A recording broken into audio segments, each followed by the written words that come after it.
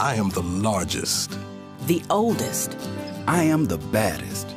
The boldest. I am protecting our voting rights. And our environment. I am ending racial profiling. And fighting HIV/AIDS. I am advancing economic equality. And equality. For all. I am. I am. I am. I am NAACP. Are you? Take a stand at IamNAACP.org.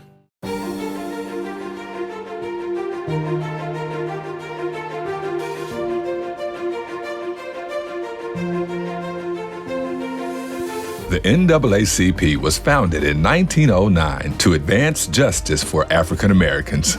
Today, the civil rights organization operates to ensure the political, educational, social, and economic equality of rights of all persons. Since its chartering in 1914, the Louisville branch has led in the battle for equality in a multitude of arenas. And this past year of 2019-2020 has been no different. Let's take a look at how the committed members and partners of the Louisville branch NAACP have impacted the areas of education, police accountability, removal of public Confederate imagery, voter empowerment, and the nomination of Black judges. And the Education Committee has been very impactful over the years, going all the way back to the 1970s when it was a plaintiff in the lawsuit that led to the desegregation of schools in Louisville, Jefferson County. Education has been and will continue to be a priority. People look at us as a civil rights organization, which we are. But education is part of the mission. We've started a program where we try to go to every school board meeting. Because one thing we have found out, the school board reacts differently if there is African American presence there. In all, $20,000 in scholarship money was awarded tonight. $10,000 came from the NAACP.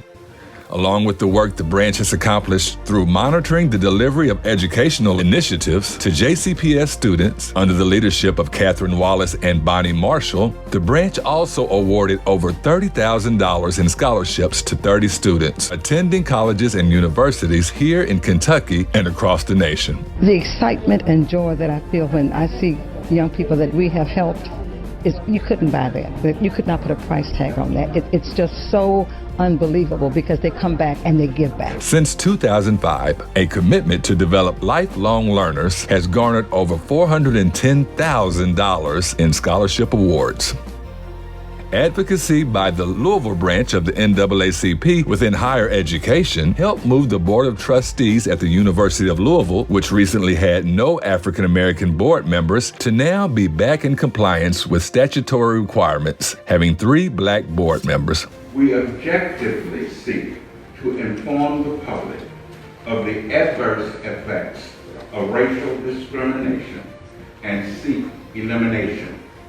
The NAACP and the Louisville branch NAACP have at the top of their criminal justice agenda police accountability. To address community concerns, the organization printed and distributed the 411 on the 50 brochure, which gave detailed steps on how to best handle situations when citizens are stopped by the police. In April 2019, well before the recent onset of social unrest, the branch specifically addressed these issues in writing and also met with Mayor Greg Fisher and then Police Chief Steve Conrad, calling for external reviews of enforcement procedure and the creation of a civilian police review board that granted the members subpoena powers.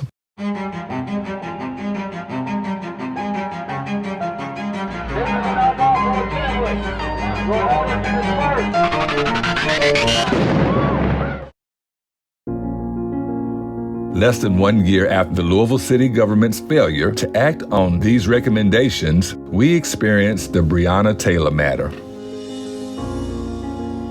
Through collaborative efforts of both the national and Louisville branch, the NAACP's response included statements addressing the investigation of the Breonna Taylor killing and website, the absence of body cam footage in the death of David McAtee, and the arrest and use of force against protesters. The lawsuits filed by the ACLU of Kentucky and the NAACP claiming LMPD officers have used excessive force against protesters. The suit details the department's use of tear gas, pepper balls, and flashbangs, as well as mass arrests. The lawsuit is seeking monetary damages for the protesters. To date, the branch president serves on the Civilian Review and Accountability Work Group for Louisville-Jefferson County Metro Government. The group has come forward with a recommended ordinance to establish a Civilian Review and Accountability Board for the purpose of increasing citizen involvement in the investigation and review of police misconduct allegations. Efforts to remove the statue of Jefferson Davis from the Kentucky State Capitol Rotunda began in 2003 with leadership by the late Senator Georgia Davis Powers and Raul Cunningham, both Louisville branch members. We organized a group called AOCR, which was an acronym for Allied Organizations for Civil Rights. And that group was made up of representatives from different civil rights organizations like the NAACP. Recent efforts have resulted in the Kentucky State Park's decision to discontinue the sale of Confederate memorabilia in all state park gift shops. NAACP continues its fight to bring down the Confederate flag. Any product bearing an image of the Confederate battle flag. Raul Cunningham feels hopeful about the future vote. Some will be upset. I understand that. But I hope they will be open-minded and realize the offensiveness. And in 2020, the statue was removed from the Capitol. Though Senator Powers did not live to see it, she had to have smiled on that date. We have a decision to make as a country. It's one thing to scream at the top of our lungs around the problem. It's another thing to march to the polls to address the problem. We must make the demands required for the future we want to see. Central to the NAACP mission is the call for equality of rights. The most fundamental and important of these rights, the right to vote. Volunteers of the NAACP are bringing the registration efforts to the streets. The NAACP chapter says these are nonpartisan efforts being made to move the needle in the voter turnout for the African American community. Registering voters is very, very important, but more important than registering those voters is getting registered voters to vote. More than 10,000 letters have been sent out to frequent black voters. In those letters, it has a list of contact information for 10 people who were considered non-frequent voters. What we're doing now is an added feature to our ongoing efforts.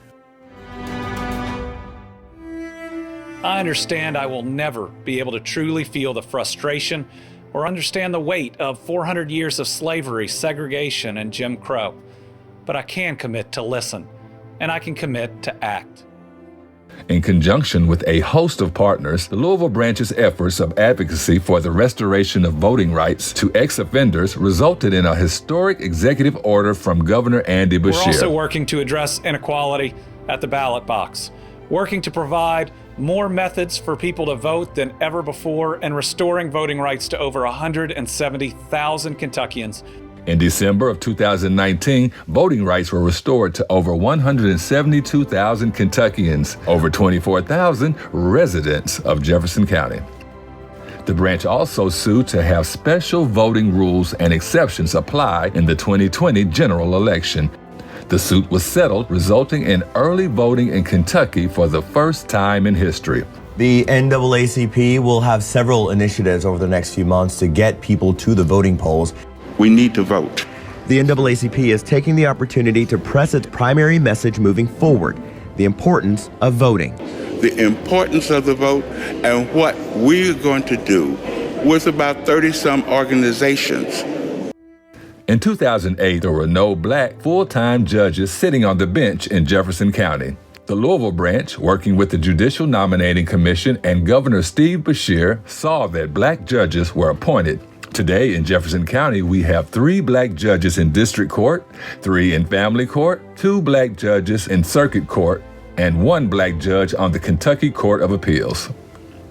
The work of the NAACP is impactful and never ends.